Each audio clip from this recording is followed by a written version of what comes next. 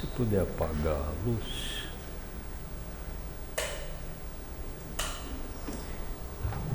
Bem, o nosso tema então são os preceitos herméticos. Os preceitos herméticos, eles recebem esse nome de hermético por causa de Hermes Trismegisto, que foi quem anunciou esses preceitos.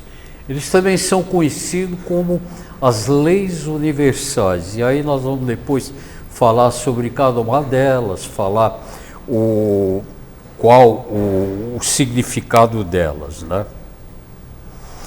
Eu selecionei algumas frases aqui, não necessariamente de personalidades ligadas à teosofia, mas personalidades que se projetaram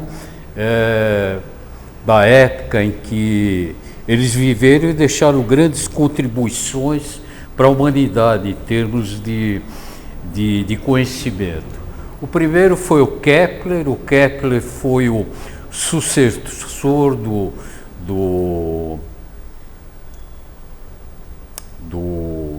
Isaac Newton.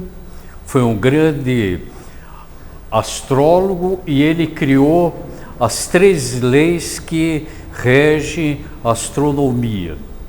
E a frase dele é: as leis da natureza nada mais são do que pensamentos matemáticos de Deus. Então, ele coloca o mundo como algo exato, porque a gente sabe que a matemática ela é exata e ela é regida por números. Os números eles têm um significado simbólico muito grande. Platão, filósofo da Grécia Antiga, falou: Deus é o grande geômetra, Deus geometriza sem cessar. Então isso novamente reforça que o mundo ele é regido por leis e ele tem um funcionamento muito harmônico, ele em nada é caótico. Tudo que acontece no universo tem o momento certo para acontecer, regido por leis universais. Galileu Galilei: a matemática é o alfabeto com o qual Deus escreveu o mundo. O próprio Pitágoras, que também foi um grande matemático e filósofo, ele também falava que Deus geometrizava. Jacobi: Deus aritmetizou a terra e o céu. Então a gente vê que afirmações feitas por personalidades diferentes e épocas diferentes são bastante convergentes nesse entendimento do universo. O que nós vamos falar hoje, os preceitos herméticos, eles foram divulgados num livro chamado Kybalion. Esse livro, inclusive, existe disponível na editora Pensamento. Eu não sei se ele ainda está à venda, mas pelo menos em sebo ou em livrarias virtuais é fácil de encontrar.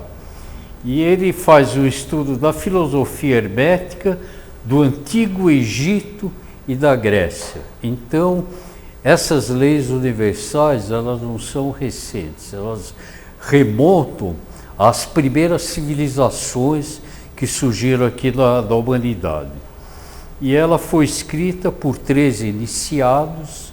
Iniciados são pessoas que têm acesso a conhecimentos esotéricos, ao ocultismo, são pessoas que são orientadas pelos mestres, e esses conhecimentos eles trouxeram de esferas superiores.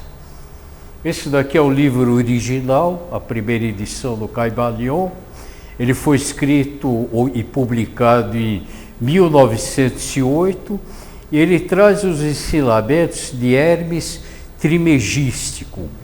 Quando nós falamos em Hermes, uma palavra associada com ele é hermético, que deriva do próprio nome dele, porque ele foi o pai do ocultismo. Então, ocultismo é uma verdade que ainda não foi revelada, mas que está acessível àqueles quando eles atingem um determinado grau de evolução. E ele trata sobre a tradição ou preceito manifestado por um ente de cima. Vamos falar um pouquinho do Hermes Trismegisto, se bem que, como ele viveu 2.700 anos antes de Cristo, quase 3.000 anos, as informações são muito escassas. Jesus, que viveu há 2.000 anos atrás, dentro do Império Romano, que tinha escrita, mesmo assim, faltam muitas informações, há muitos enigmas sobre ele.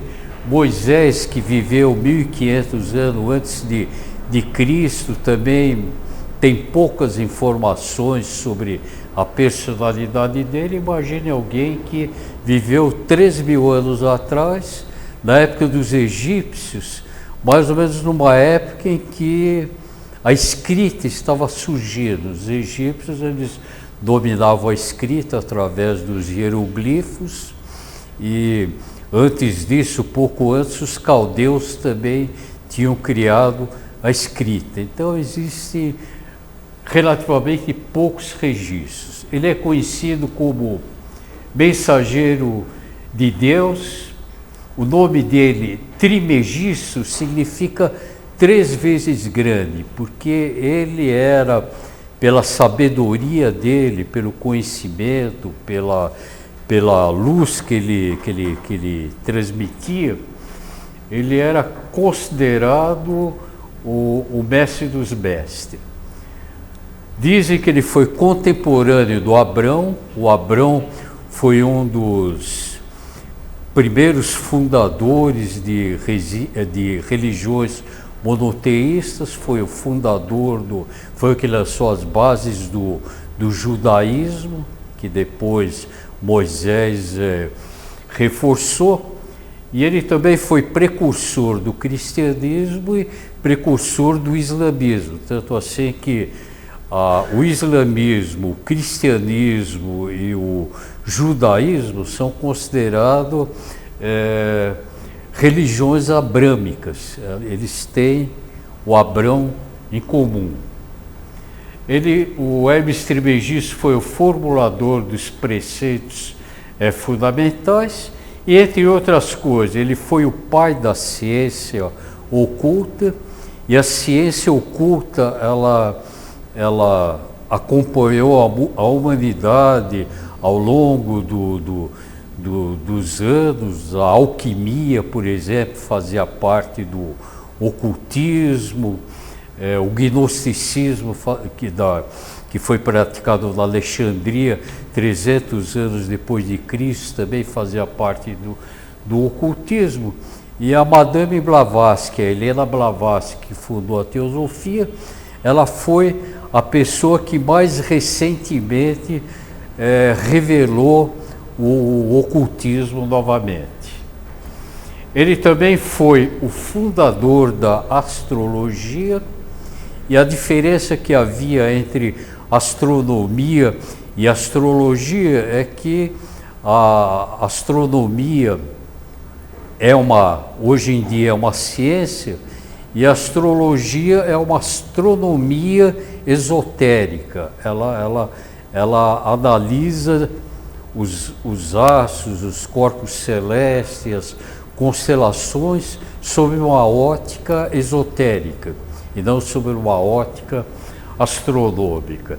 E todos os grandes astrônomos de antigamente também eram astrólogos, inclusive o Isaac Newton, o Kepler, o Copérnico, o Galileu Galilei, todos eles eram astrônomo e astrólogo, não havia essa separação. Só depois, quando surgiu a ciência e a ciência se separou dos outros ramos do saber, é que astronomia e a ciência se separaram. Ele também foi o descobridor da alquimia. a alquimia foi a precursora da química, seria também a química esotérica, que era praticada na Idade Média. O Paracelso era o principal alquimista daquela época. E tem duas obras que são atribuídas também ao Hermes Trismegisto, que é a Tábua das Esmeraldas. Inclusive o Jorge Ben uma vez lançou um disco, na época do long play, quando tinha aquela capa grande de vinil, que era a Tábua das Esmeraldas. E uma outra obra atribuída a ele é o Corpus Hermeticum. E também falam que o Livro dos Mortos, que era o principal livro dos egípcios, também tinha sido enunciado por ele. Mas isso não há nenhuma prova documental, é uma tradição oral que vem daquela época. Aqui tem uma representação, e aqui já entra a mitologia. O Hermes Trismegisto, ele, depois que deixou o plano físico, ele foi divinizado. Então, no Egito, ele foi identificado com o deus Trote, que é o deus da sabedoria. Na mitologia grega, ele foi identificado com o Hermes, que era um dos deuses do Olimpo grego. E na mitologia romana, ele foi identificado com Mercúrio. Mercúrio também é o deus da sabedoria. Então, o Hermes, nas três mitologias, egípcia, grega e romana, ele tinha uma associação com a sabedoria. Ele viveu no Antigo Egito, e naquela época o Antigo Egito foi a pátria da sabedoria.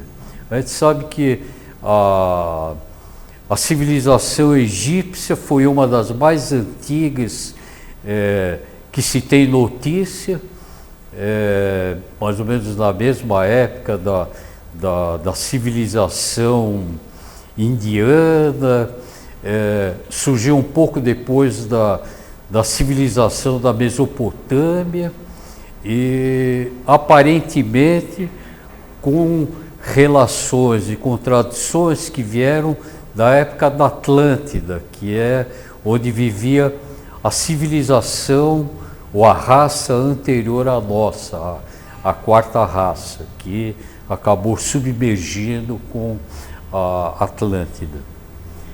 E no Egito também haviam os grandes adeptos e os mestres, que eram aqueles entes, aquelas pessoas que já tinham atingido a perfeição humana. Tem uma representação do Egito, mostrando que todos os ensinamentos místicos depois foram transmitidos para a Índia, para a Pérsia, para a Caldeia, para a China, para o Japão, para a Síria, para a Antiga Grécia e para Roma. Então, a influência cultural do Egito, e principalmente de Hermes Trismegisto, foi muito grande. Tanto assim que os princípios dele, eles são encontrados em todas as grandes religiões. Não sei se está visível, mas aqui tem uma linha do tempo que mostra desde a civilização do Antigo Egito, 3.000 anos antes de Cristo, e depois surgiu aqui a civilização indiana, o hindu, depois a civilização grega, a Grécia Antiga já surgiu aqui, o Império Romano surgiu aqui, então a gente vê a linha do tempo, como é que essas civilizações foram surgindo e todas elas com a influência do Egito Antigo. Tem uma frase do Cabaliel que fala: os lábios da sabedoria estão fechados, exceto aos ouvidos do entendimento. Isso significa que são conhecimentos que, quando a pessoa atinge um determinado grau de evolução, ela automaticamente se capacita para receber todo esse cabedal. É quando se fala que, quando o discípulo está preparado, o mestre aparecerá. Então, o simples fato de vocês estarem aqui hoje, quando poderiam estar em outra atividade de lazer, já significa uma busca, uma aproximação e um caminho evolutivo que está sendo trilhado. Existem 7 princípios ou leis universais que são o mentalismo, o princípio da correspondência, o princípio da vibração, o princípio da polaridade, 5, o princípio do ritmo, 6, o princípio da causa e efeito, e 7, o princípio do gênero. E esses princípios, eles também aparecem em diversas filosofias, em diversas doutrinas, em diversas religiões. Falando um pouquinho sobre como é que tudo existe. Nós podemos dizer que existem duas realidades, ou dois planos. O plano não manifestado, também conhecido como imanifesto, que seria essa parte de cima aqui do ciclo, que é a divindade não manifestada. A divindade não manifestada seria Deus na sua transcendência. É algo que escapa da nossa compreensão. Nós não temos, nesse momento, capacidade para ter entendimento o que é que seja Deus. Qualquer definição de Deus que se tenta passar, ela é muito limitadora, ela é muito restritiva, porque para definir é necessário usar palavra, e qualquer palavra ela é reducionista. Então, já vi definições de que, acho que no Espiritismo se usa essa definição, que Deus é infinitamente bom, infinitamente justo, infinitamente... O que é infinitamente? É algo que extrapola a nossa capacidade. Tudo no mundo relativo em que nós vivemos é finito. E como é que nós temos capacidade de entender o conceito de infinito? Então, Deus é uma entidade divina que nós temos contato com Ele, nós temos ligação com Ele, porque dentro de nós existe a mônada, que é a nossa centelha divina, que por sua vez foi emanada de Deus, e ela tem ligação direta com Deus. Então, quando nós falamos Deus está dentro de nós, realmente Ele está dentro de nós. Nós temos uma ligação direta. E à medida que nós formos nos autoconhecendo, nos interiorizando, entrando em planos mais elevados, acima da personalidade, nós vamos tomando um contato cada vez maior com a divindade. Então existe esse primeiro aspecto, e existe o segundo aspecto, que é o manifestado, que é, vamos dizer, o entre aspas, o real, que é o que se fala também. Se Deus é transcendental, a obra dele, ela é imanente, ela é manifestada. Então, tudo que foi criado faz parte do manifestado. Todos o universo, a energia, os diversos planos, o plano mental, o plano astral, os planos superiores, todos eles fazem parte disso. E as leis universais, elas regem essa parte, que é a imanência, que é o manifestado, e é a criação. Quando a gente fala em lei, normalmente a gente associa com as leis que regem a sociedade. As leis que regem a sociedade, aqui no Brasil, elas são ou municipais, ou são estaduais, ou são nacionais, ou então acima delas está a Constituição. As leis criadas pelo homem, primeiro, elas são restritivas, apesar de se falar que a lei é igual para todos, ela não é. A lei a lei do homem, existe uma diferença muito grande entre o que está no papel e aquilo que se pratica. E a lei também, ela é mutável. Todas as leis, até a Constituição brasileira, de tempos em tempos, existe uma Assembleia Constituinte, se muda determinados itens da Constituição. As leis universais, elas são, primeiro, elas valem para tudo e para todos, para os diversos planos de vida, para os diversos planos da natureza. Elas são eternas, ou seja, elas sempre existiram e sempre vão existir, são imutáveis, elas não mudam porque elas abrangem realmente tudo.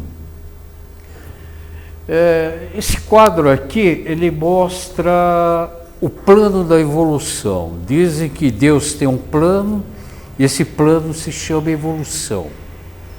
Então, aqui nós temos o plano divino, existe uma emanação da mônada, ela vai descendo pelos diferentes planos da natureza, os planos de vida, até chegar na parte mais baixa do ciclo, onde ela se incorpora numa forma que é o plano mineral. É a parte mais grosseira da materialidade e do universo, onde o grau de vibração é mais baixo, é mais pesado, e onde ela entra para iniciar, obrigado, Renato, onde ela entra para iniciar o caminho de volta. Esse caminho aqui é chamado de involução. Depois do mineral, ela passa pelo vegetal, nós podemos chamar a mônada também de consciência, né? Depois ela passa pelo reino animal, e quando ela completa o estágio de experiências adquiridas, o estágio de evolução no reino animal, aí ela se individualiza, e aí ela recebe a consciência individual, ela se torna autoconsciente. O ser humano é o único que sabe que ele existe, que tem consciência de si mesmo. Os animais, eles têm consciência de grupo, eles não têm uma consciência individual. E aqui, depois, o homem individualizado, ele passa a acelerar o processo evolutivo dele, porque até aqui a evolução ela é passiva.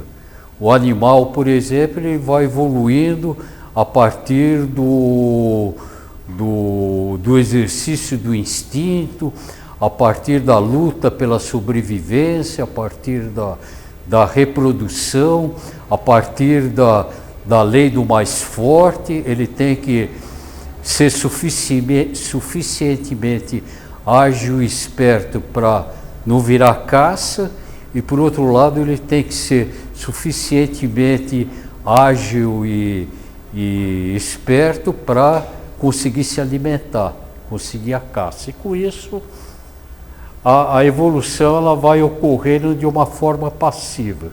Quando chega no homem, aí o homem realmente, o ser hominal, ele tem consciência de si mesmo.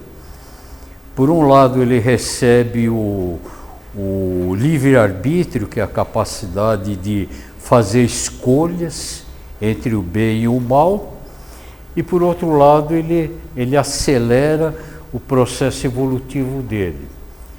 Num determinado momento, ele recebe a assistência de um mestre, ele passa por iniciações, a evolução passa a ser cada vez mais rápida, até ele novamente se integrar com Deus. Então esse é o grande caminho que todos nós estamos seguindo, os minerais, os vegetais, os animais e o homem.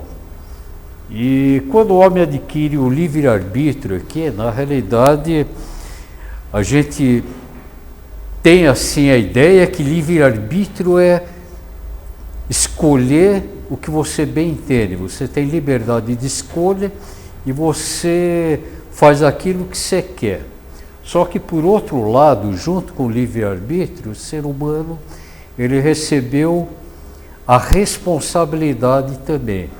Então, se ele fizer escolhas boas, ele vai colher frutos bons. Se ele fizer escolhas erradas, ele vai criar um karma negativo.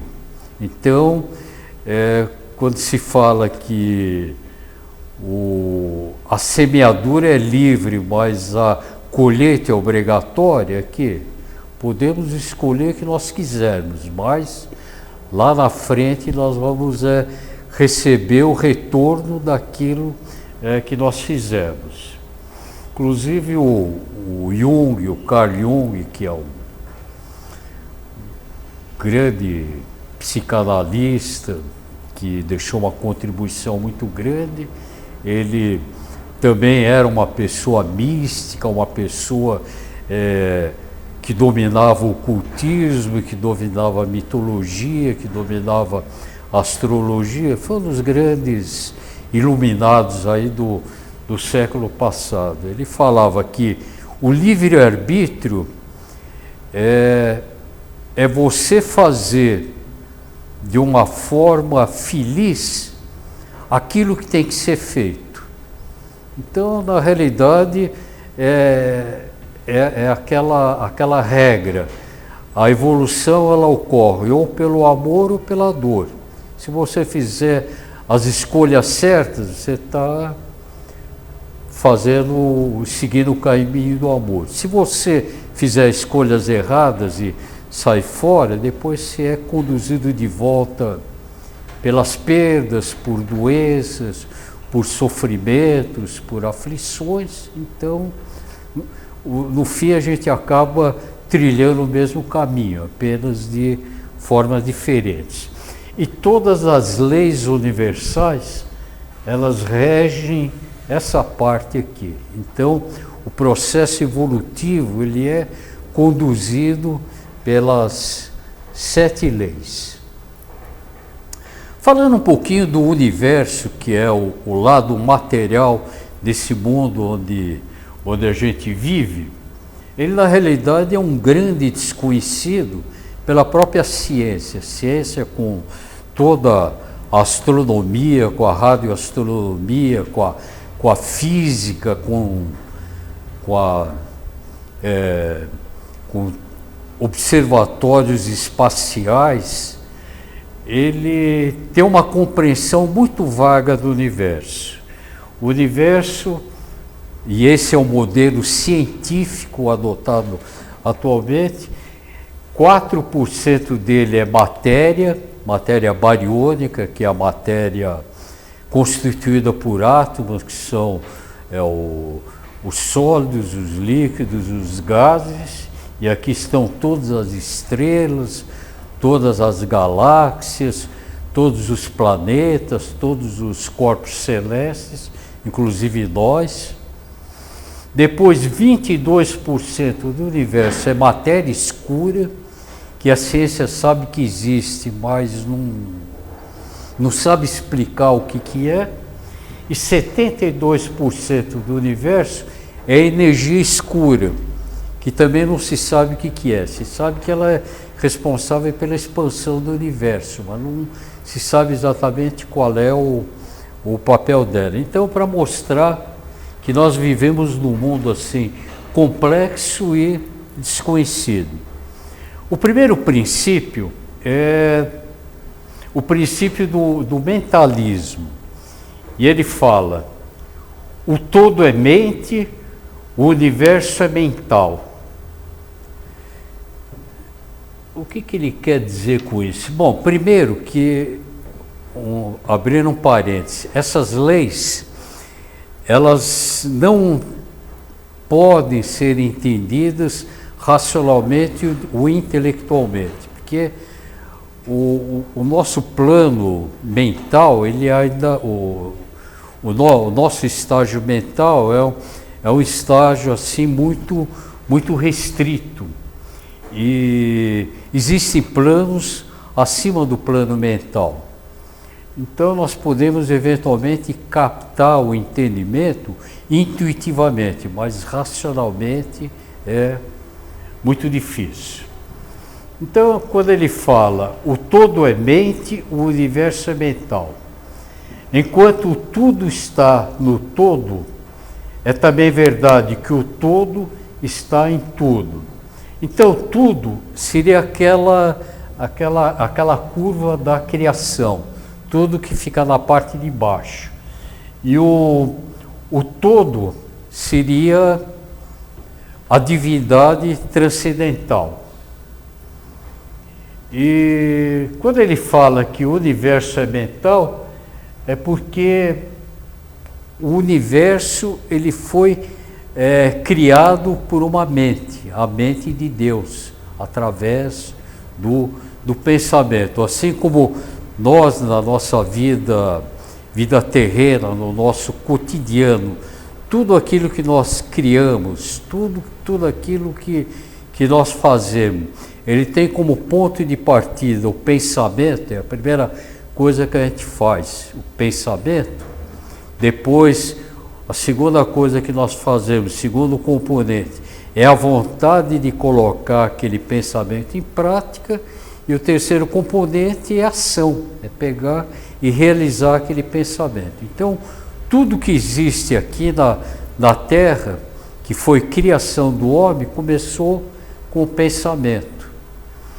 E o universo também, toda a criação, ela começou com o pensamento de Deus.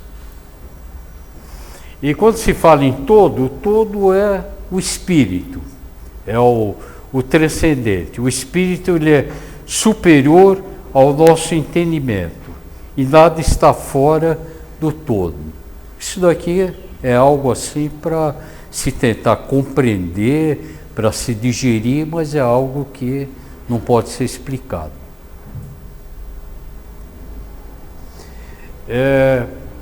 Eu destaquei aqui uma frase de um professor de física e astronomia da Universidade Johns Hopkins dos Estados Unidos, que escreveu um livro, O Universo Mental. É interessante, o cientista ele segue toda aquela metodologia científica baseada em evidências materiais, escrever um livro desse tipo.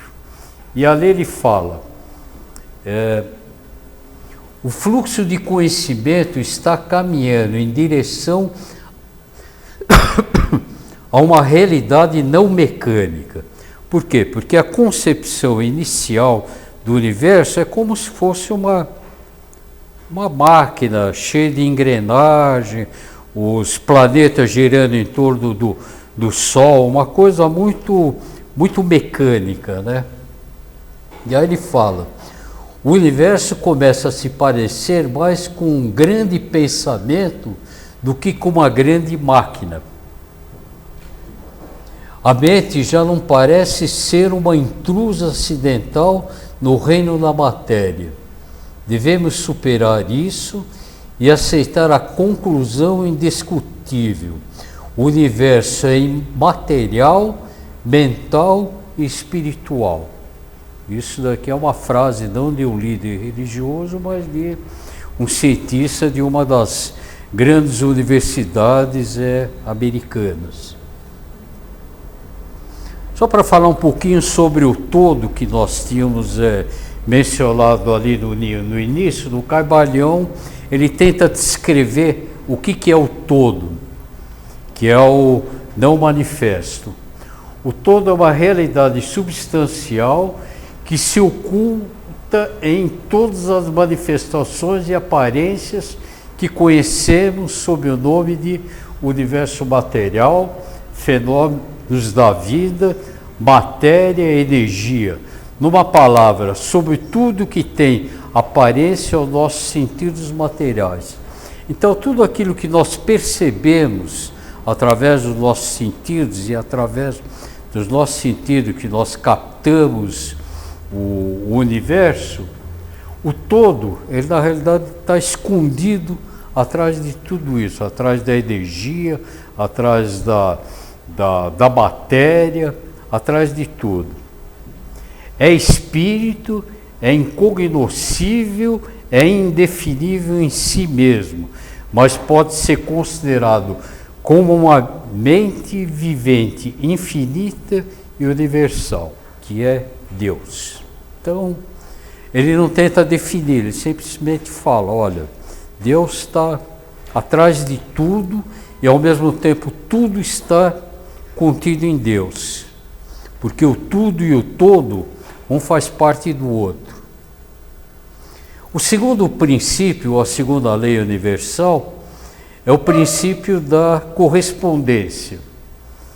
E ele fala, o que está em cima é como o que está embaixo, e o que está embaixo é como o que está em cima. Então vamos pegar uma série de exemplos que fica mais fácil de tentar entender. A primeira coisa é que existe uma correspondência entre as leis e os fenômenos dos diversos planos de manifestação. Nós sabemos que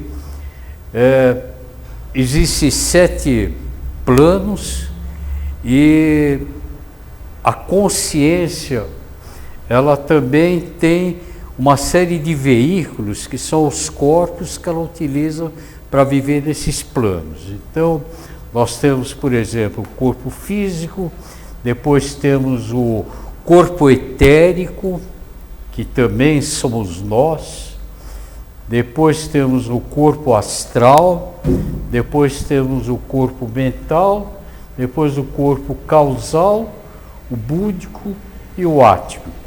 Então, isso daqui é o ser humano. E na realidade, as leis universais e essa lei de correspondência também, ela se aplica não especificamente a um corpo, mas a todos os corpos. Por isso que se fala, o que está em cima está embaixo, o que está embaixo está em cima. Existe sempre uma correlação entre o que existe num plano e o que existe no outro plano. Por exemplo, nós sabemos que nós temos chakras, apesar de só os clarividentes que conseguem ver. E temos 7 chakras principais, começando pelo chakra básico, que fica aqui na altura do cóccix, depois tem uma série de chakras que vão subindo até chegar no 7º, que é o coronário. Esse chakra, na realidade, ele não fica no nosso corpo físico, ele fica no corpo etérico, que é o nosso corpo energético que nos envolve. Mas tem chakras correspondentes também no plano astral e no plano mental. Então, quando a pessoa vai buscando a evolução espiritual e vai desenvolvendo chakras, ela consegue passar de um veículo para o outro. E então esse daí é um exemplo de correspondência. Por exemplo, na medicina psicossomática, se fala que quando o corpo físico fica doente, ele é o último a ficar doente, porque a doença ela começa se manifestando em corpos mais sutis. Por exemplo, se eu tiver um padrão de pensamento errado, negativo, repetitivo, vai chegar uma determinada hora que essa energia negativa ela vai descer para planos inferiores até chegar talvez naquela parte mais fraca do meu organismo e aí se manifestar sob a forma de doença. Por isso que a medicina indiana, ela trabalha no plano mais sutil. A própria medicina chinesa também trabalha com energias mais sutis e não apenas no corpo físico.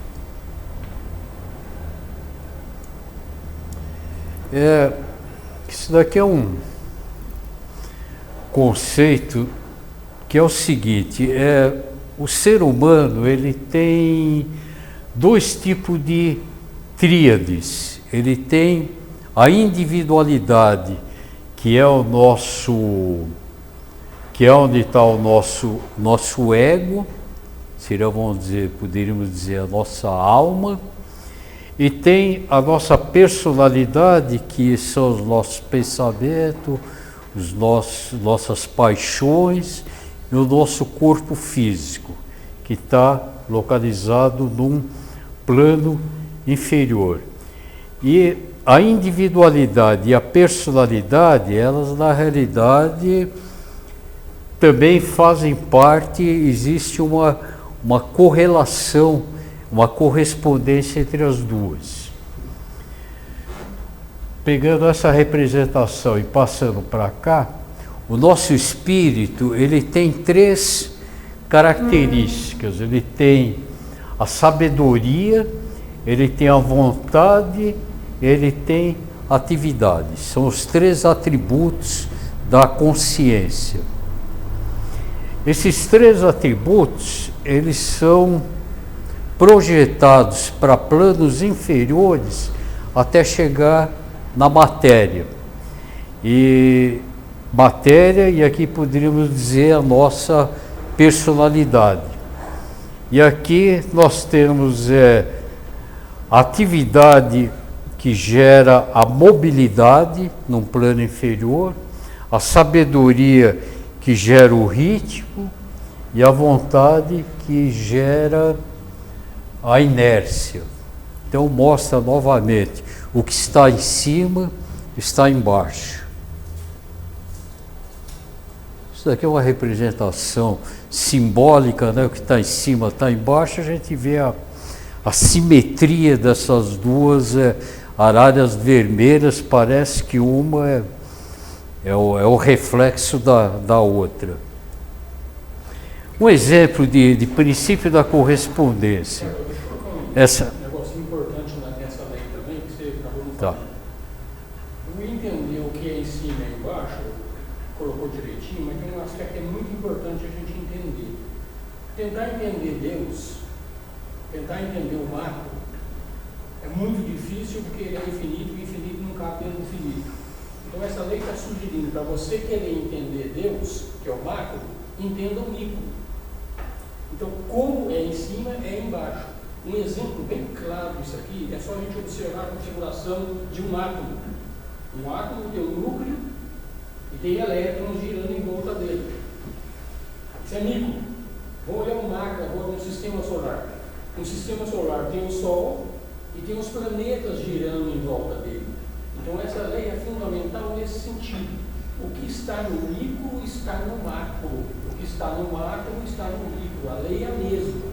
Então, para a gente entender o infinito, tentar entender Deus, por exemplo, é uma missão quase impossível. Porque o infinito não cabe dentro do finito. Então, para entender o Deus, vamos entender o finito. Então, quem é o finito? O infinito é o homem. O homem foi feito à imagem e à semelhança de Deus. Então, se nós não entendermos como um ser completo, nós vamos ter uma pálida amostra do que Deus é. Então, esse é um outro lado dessa lei, não só entre planos, como dentro de um mesmo plano. A mesma lei que está no macro está no micro. Então, esse é um outro aspecto dessa lei também. Obrigado. Então, aproveitando, quando a gente fala que o homem é a imagem de Deus, significa que se nós tentarmos nos conhecer através do autoconhecimento, e autoconhecimento não é uma coisa que se aprende no final de semana ou em um ano, é uma coisa que leva diversas encarnações, é um processo contínuo e progressivo.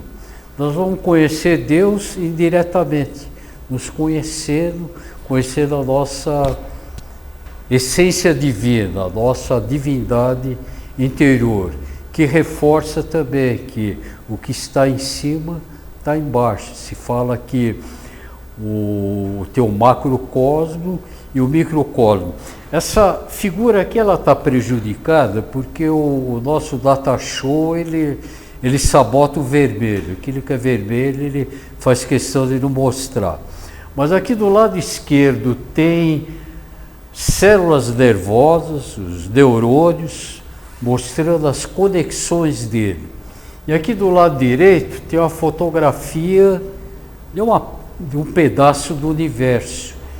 E mostra a semelhança entre as nossas células nervosas, não a célula, mas o desenho dos neurônios, os axônios, as ligações entre os neurônios com o universo.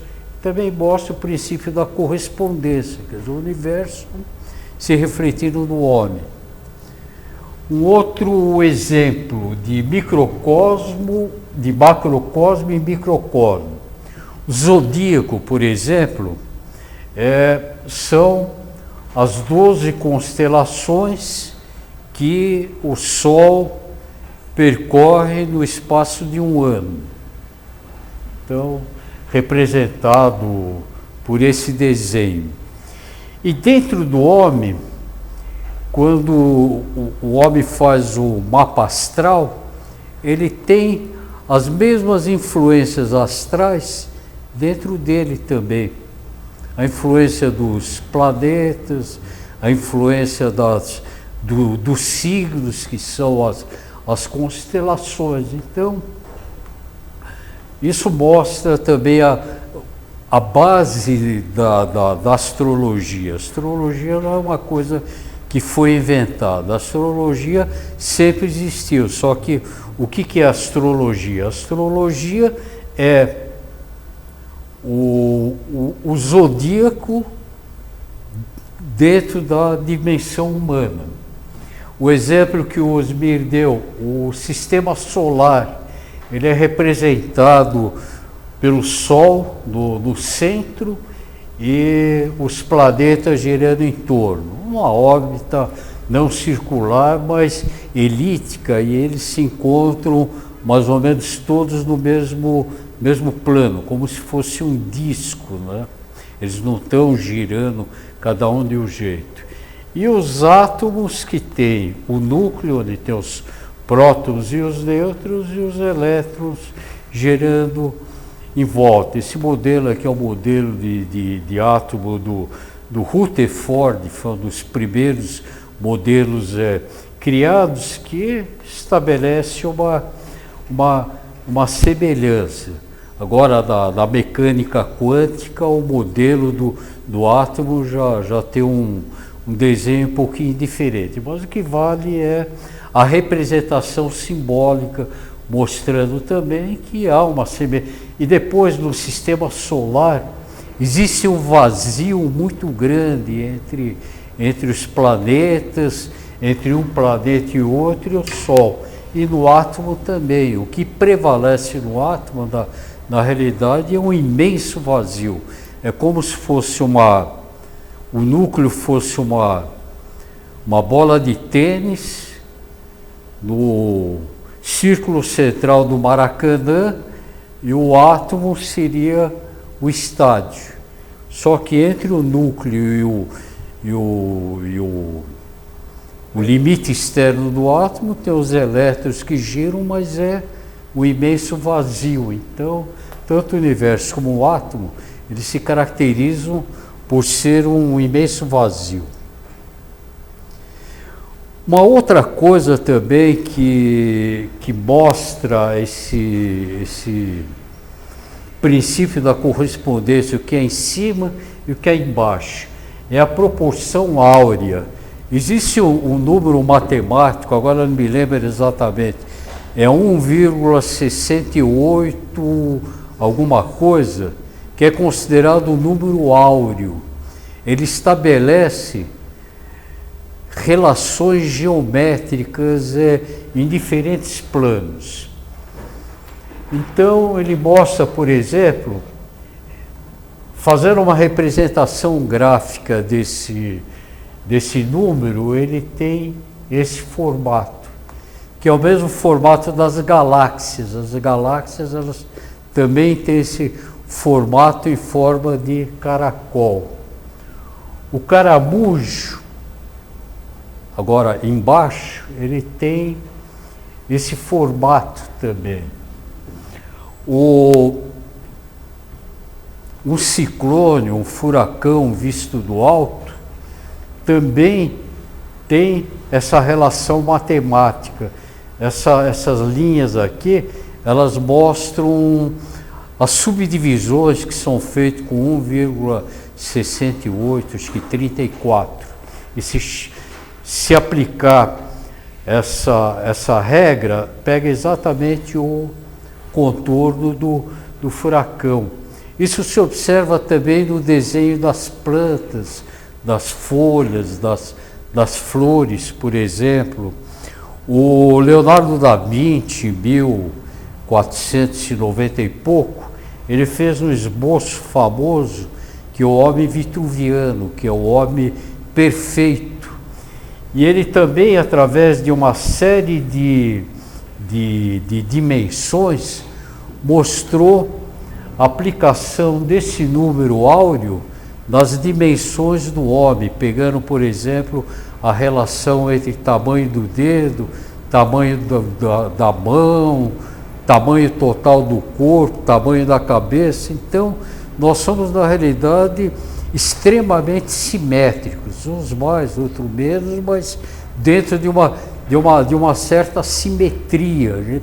Parece que nós somos uma relação matemática. Se a gente colocar uma linha aqui, por exemplo, tem um olho de um lado, um olho do outro, metade do nariz de um lado, metade do outro, com exceção de alguns órgãos, a maioria deles também ficam de um lado do outro, é o caso do pulmão, é o caso dos 2 rins.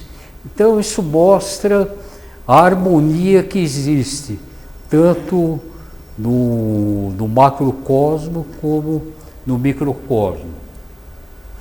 O terceiro princípio é o princípio da vibração, ou a lei da vibração, que ela fala que nada está parado, tudo se move e tudo vibra. Tudo realmente está em mudança. Vamos pegar a Terra, parece que nós estamos parados aqui, mas na realidade nós temos um movimento de rotação. Eu não tenho esses números na cabeça agora, mas qualquer coisa, acho que de 400 metros por segundo que nós estamos, que a Terra está girando. Existe o movimento de translação da Terra, que a Terra está fazendo a órbita em torno do Sol, que leva 1 ano. É uma velocidade fantástica, se eu não me engano, 17 mil quilômetros por hora. E depois tem um outro movimento, o sistema solar se movimentando dentro da Via Láctea. É uma velocidade maior ainda. Não dá nem para falar em velocidade supersônica, é uma velocidade fantástica. Então tudo está em movimento. Nós estamos em movimento. Nós temos aproximadamente 10 trilhões de células, cada uma fazendo o seu metabolismo, cada um cumprindo a sua função de uma forma independente, mas integrada.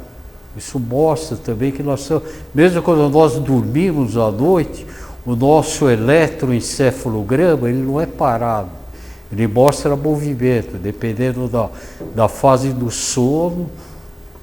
Nós temos o sono profundo, temos o sono mais leve, o sono sem sonho, o sono com sonho, e cada um deles tem uma determinada geração de energia. Então não tem nada parado. Mesmo se a gente pegar uma pedra, essa pedra ela está constantemente trocando elétrons com o universo, ela está se renovando. Nós mesmos somos um exemplo de renovação. A cada 7 dias nós trocamos todas as células da nossa pele. E nós não temos mais nenhuma célula de quando nós nascemos. Nós estamos constantemente nos renovando, em movimento. E tudo vibra. O princípio da vibração, ele fala que matéria, energia, mente, espírito são diferentes ordens de vibração. Então você fala, bom, qual é a diferença entre matéria e espírito? A diferença é o grau de vibração. Uma tem uma vibração lenta, pesada, que é a matéria, e outra tem uma vibração extremamente sutil, leve, que é o espírito. E entre a matéria, que é a mais lenta ou a mais pesada, e o espírito, que é a mais leve, nós temos tudo entre uma e outra, constituindo energia, constituindo mente. Então, se fala que espírito e matéria são os 2 polos do eixo da vibração. Um exemplo de vibração, o famoso espectro eletromagnético, que nós estamos imersos nele na realidade. Ele é caracterizado por ondas que têm uma vibração mais lenta, vão aumentando cada vez mais a frequência, a vibração, à medida que elas vão se deslocando aqui. Então começa, por exemplo, com as frequências extremamente baixas, por exemplo, torres de transmissão de energia, passando por frequências baixas, depois pelas ondas de rádio. Na realidade, nós estamos recebendo todas as ondas de rádio, mas não estamos sintonizados e por isso não estamos ouvindo essas ondas. Micro-ondas, depois a luz visível, a luz do sol, a luz visível aqui, o infravermelho que nós não vemos, mas que animais, por exemplo, conseguem ver, a luz ultravioleta, que é aquela que nos atinge na praia, por exemplo, faz a gente ficar vermelho. Depois o raio-x, que tem uma vibração mais intensa, os raios gama, mais intensos ainda. Então, a diferença entre eles é a vibração. Um outro exemplo, não sei se dá para ver, são as vibrações sonoras. O ser humano, ele consegue ouvir, o campo auditivo humano, ele vai de 20 até 20 mil de frequência, acho que é quilohertz. Já o elefante, ele consegue ouvir ultrassons, sons de frequência menor, que nós não conseguimos ouvir. O cachorro e o gato são os privilegiados, eles, além de ouvir aquilo que nós ouvimos, eles conseguem ouvir aquilo que nós não ouvimos, um trovão que antecede uma tempestade que nós não ouvimos, o cachorro já ouve e já vai se esconder. Ultrassom, a baleia, o morcego, escutam isso daqui já numa frequência bem diferente da nossa. O que é isso? É o princípio da vibração que está se manifestando no nosso plano. Vibrações mentais, quando nós, dependendo da atividade mental que nós temos, nós estamos vibrando também. Então, por exemplo, as ondas delta, tem as ondas teta, tem as ondas alfa, tem as ondas beta, tem as ondas gama, tem, para cada tipo de atividade é uma onda que nós emitimos. Se nós estamos meditando, nós estamos emitindo um tipo de vibração de onda mental. A própria matéria também, ela vibra. Se a gente pegar uma maçã, por que nós pegamos uma maçã e mesmo não vendo a maçã, nós conseguimos identificar que é uma maçã? Porque ela tem uma vibração característica, descendo num plano inferior de matéria para molécula, aí vai para o plano atômico, depois para um plano menor ainda, até chegar num determinado ponto que é só vibração. Então, se a gente pegar uma maçã fruta, uma maçã de vidro, uma maçã de plástico, uma maçã de metal, pela vibração, nós conseguimos identificar que elas são diferentes, apesar de terem até o mesmo formato, o mesmo desenho, a mesma cor e tudo. Vamos saltar esse slide. Vibrações luminosas. O arco-íris ele tem as 7 cores do espectro solar visível, que vai do violeta até o vermelho. Só as 7 cores do arco-íris. Quando nós pensamos, nós emitimos vibrações que dependem do que nós pensamos e do que nós sentimos. Então, se eu tenho um sentimento amoroso, eu emito uma determinada vibração. Se eu tenho um sentimento de medo, eu estou emitindo outra vibração.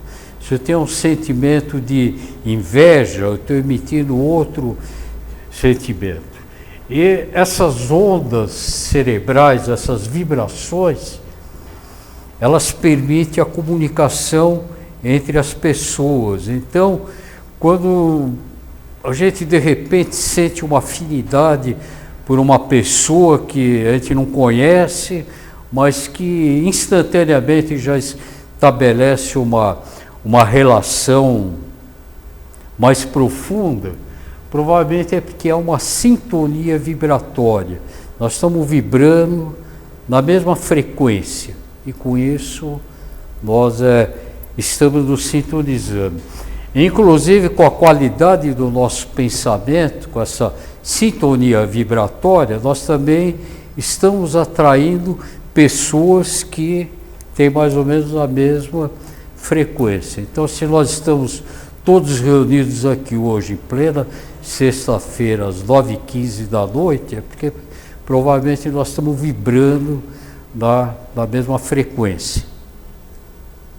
Depois tem um outro princípio da polaridade. no mundo da criação. Tudo é duplo, tudo tem dois polos, tudo tem o seu par de opostos. O semelhante e o dessemelhante são uma só coisa. Os opostos são idênticos em natureza, mas diferentes em grau. Os extremos se tocam. Todas as verdades são meias verdades, todos os paradoxos podem ser reconciliados. Então, é a história do que a moeda tem duas faces, a cara e a coroa. Então, quando a gente fala, bom, quais são as duas faces da moeda quando eu tenho o amor de um lado? É o ódio do outro lado, é o extremo oposto. Então, esse princípio ele fala que os opostos são a mesma coisa, diferindo apenas em grau. Então, amor e ódio é a mesma coisa, só que é que nem o frio e o calor. Eles são a mesma coisa. Eu posso transformar o frio em calor? Posso. É só começar a fornecer energia para o frio, transferindo energia daqui para cá e o frio aquece. Eu tenho a escuridão e a claridade. Eu posso transformar a escuridão em claridade? É só eu aumentar a intensidade da luz, da claridade. À medida que eu vou aumentando, a escuridão vai desaparecendo.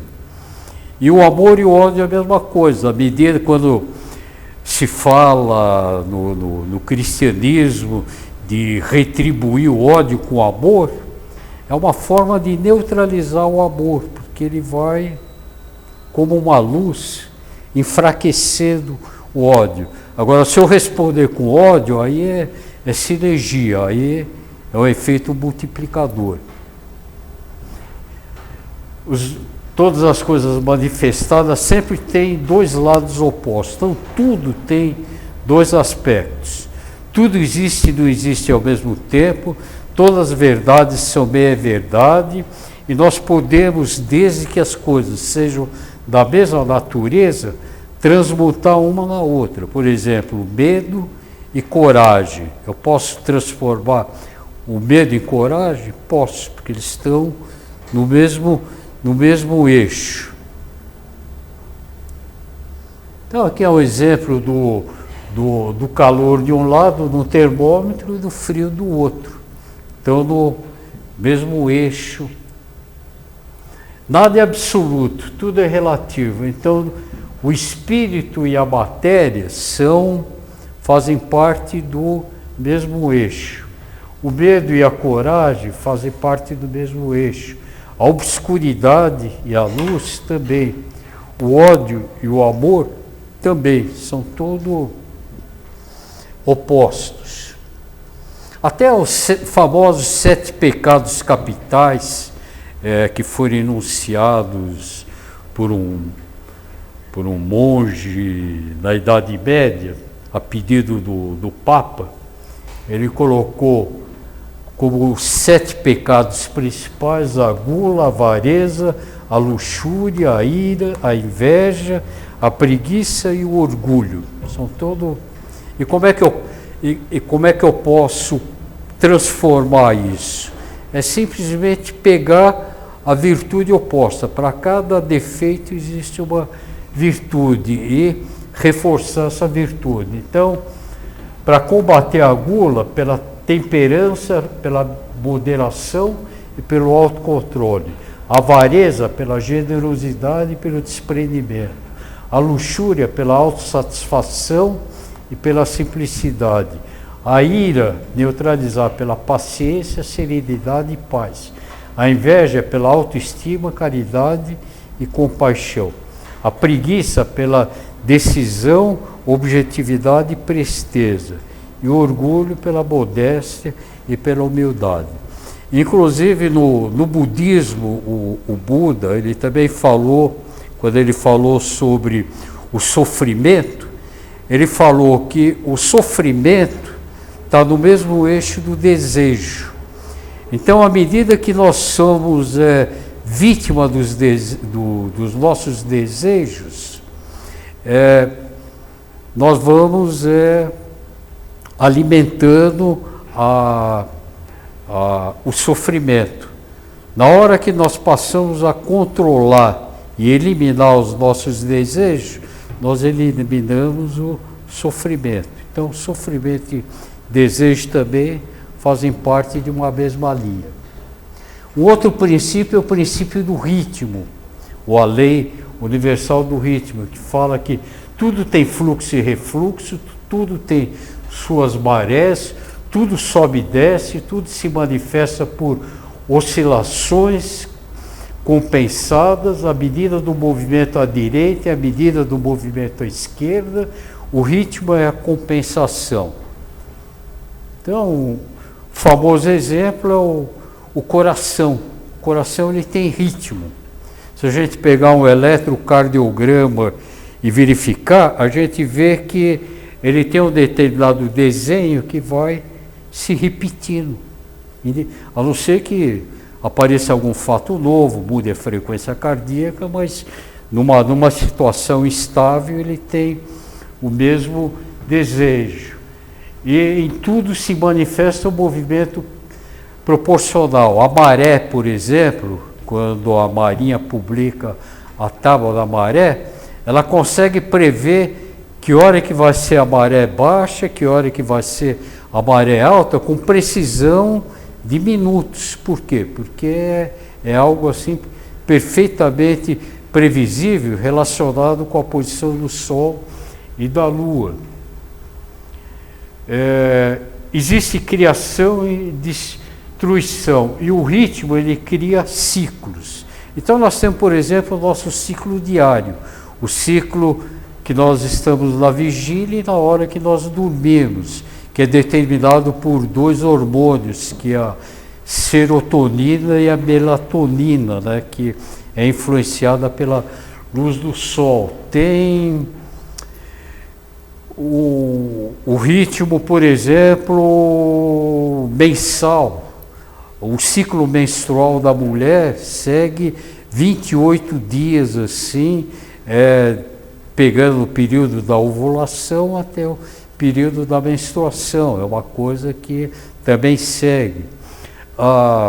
As fases da lua, por exemplo, lua cheia, minguante, crescente e nova, sempre leva 28 dias entre uma e outra.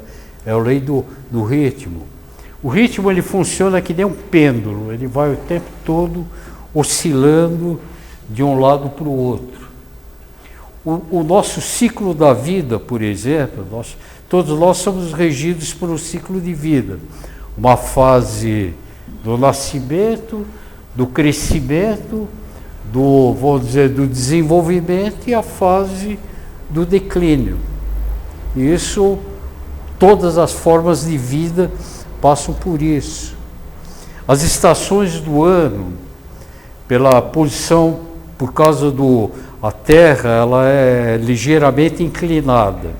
Ela tem uma inclinação, acho que de 23 graus. Por causa dessa inclinação e por causa da órbita dela, ela tem 4 estações diferentes: outono, primavera, verão e inverno. É outro ritmo, outro ciclo também anual. O ciclo das águas, a cantareira que o diga, né? Começa pela evaporação, formando as nuvens, água que transpira das florestas, sobe, forma a nuvem, aí ocorre a precipitação, junto com o derretimento de neve, vai formando o rio, ou então vai formando um lençol freático que cai no lago, no rio ou nos oceanos e sobe novamente. Isso é o famoso ciclo da água. Tem o ciclo do nitrogênio, por exemplo. Então, nós temos ciclo para tudo na vida. Esse princípio aqui é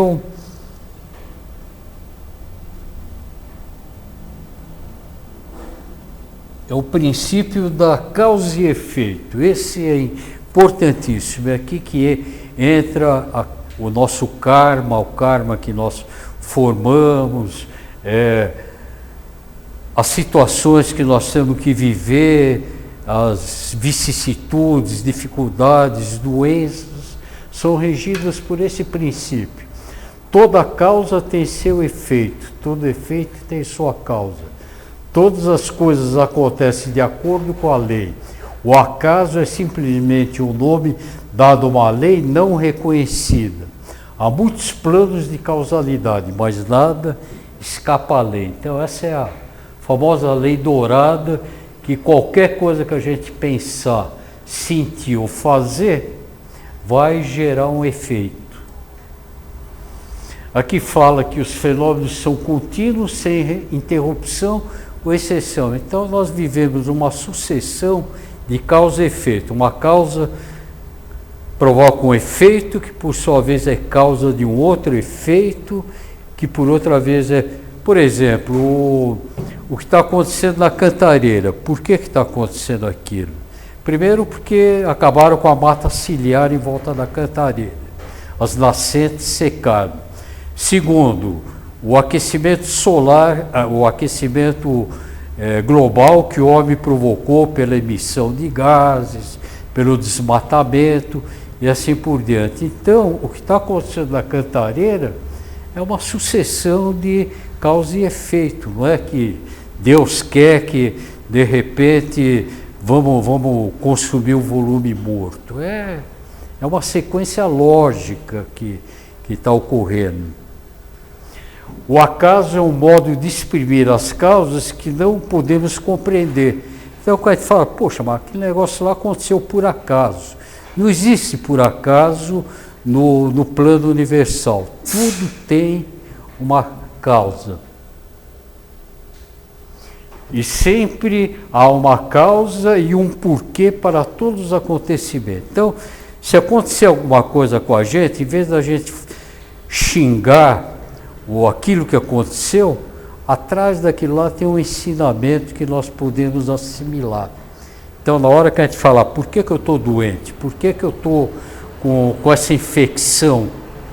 Se em vez de tentar atribuir isso a um agente externo, falar o que eu fiz para provocar isso, nós estamos iniciando o processo de cura. Então, todo pensamento, emoção ou ato gera uma ação. Isso daqui é um exemplo assim, ilustrativo da lei da ação e reação. É o famoso efeito dominó. Eu derrubo a primeira pedra derruba a segunda, vai derrubando até chegar nessa última e cair em cima dele. Quer dizer, aquilo que ele provocou, deu a volta e caiu em cima dele. Está em inglês uma fala. Em sistemas complexos, a causa e o efeito frequentemente estão distantes no tempo e no espaço. Então eu posso fazer alguma coisa hoje que só vai repercutir na minha próxima encarnação. É o efeito dominó que eleva a tempo. Os americanos, pegando um exemplo, nada contra os americanos, mas foi um exemplo que eu achei. Por exemplo, ele pega o bumerangue e fala, esse bumerangue é excelente, e arremessa o bumerangue. De repente o bumerangue dá a volta lá e atinge ele. Isso daqui está acontecendo hoje em dia com a com Estado Islâmico, que foi uma consequência da invasão dos Estados Unidos ao Iraque. Os Estados Unidos invadiu o Iraque, criou um caos político e deu chance a aparecer o Estado Islâmico, que agora está criando dificuldade dos Estados Unidos. No Afeganistão aconteceu isso, os Estados Unidos deram armas para os afegãos combater os russos, expulsar os russos, só que aí os afegãos acolheram o Bin Laden, que se voltou contra os Estados Unidos. Isso é uma aplicação prática da lei da causa e efeito. E finalmente, o último princípio é o princípio do gênero. O gênero está em tudo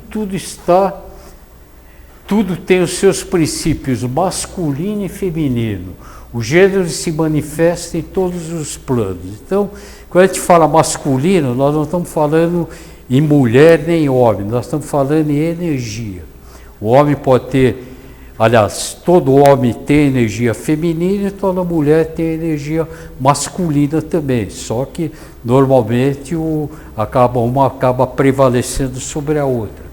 Mas qualquer coisa tem a energia feminina que é receptiva, passiva, e energia masculina que é ativa. Então,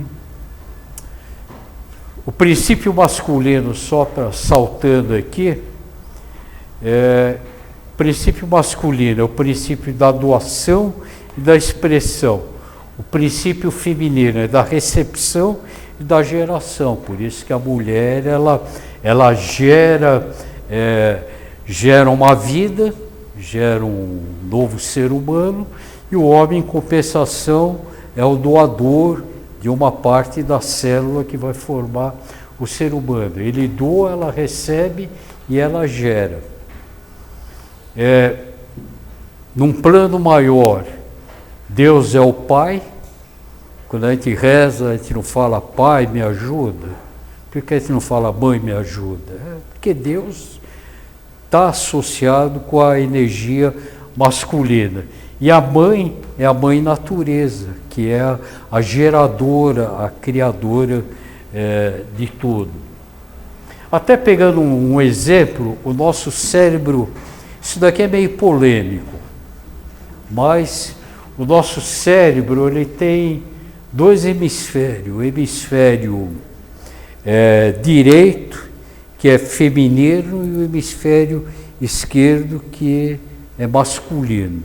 O hemisfério esquerdo ele rege o lado direito do meu corpo e o hemisfério direito rege o lado esquerdo. Esse daqui é responsável, o lado, entre aspas, masculino, análise, competição, racional, raciocínio linear, objetivo, busca metas, responsável pela linguagem verbal. O lado feminino, intuitivo, colaborador, emocional, passional, criativo, receptivo. Então, o artista, por exemplo, ele usa esse lado do cérebro aqui para se manifestar. O matemático, o engenheiro, ele usa esse lado. E nós usamos dois, mas sempre tem um que predomina sobre o outro. No taoísmo tem esse símbolo aqui, que é o símbolo do taoísmo, que ele é representado pelas duas energias. O yin, que é a energia feminina, o yang, que é o princípio masculino. Esse exemplo aqui eu vou saltar. Só assim para terminar, queria terminar aqui com aquela passagem da caverna do Platão, em que ele mostra na caverna as pessoas se divertindo, vendo a projeção de sombras na parede que é iluminada por essa chama. Esquecem de um mundo maior, muito mais bonito, mas que precisa correr o risco de procurar esse mundo. E ele representa muito bem esse estágio. É que nem nos dias atuais. A gente passa mais tempo na frente da televisão, assistindo a vida, ou até vendo o fantástico, o show da vida, em vez de viver a vida como ela deve ser vivida, que é no ambiente externo e não na frente da televisão. Então, eu queria agradecer aí, avancei um pouquinho no horário, peço desculpa, tá bom? Se alguém tiver uma dúvida, um comentário, discordância, fique à vontade.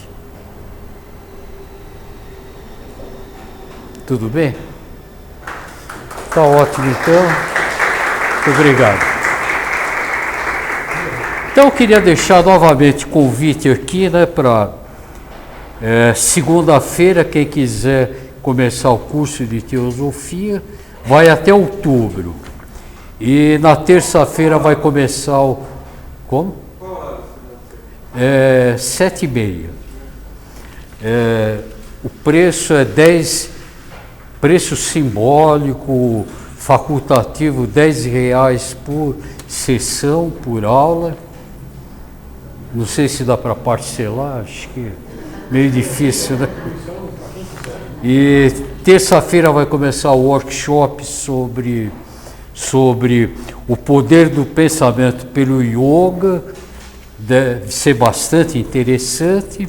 E na sexta-feira que vem nós vamos ter a palestra A Joia Suprema da Sabedoria, pela Isis Rezende, que é uma excelente palestrante internacional e com certeza vocês vão gostar também. Então, um bom final de semana. Obrigado por terem vindo.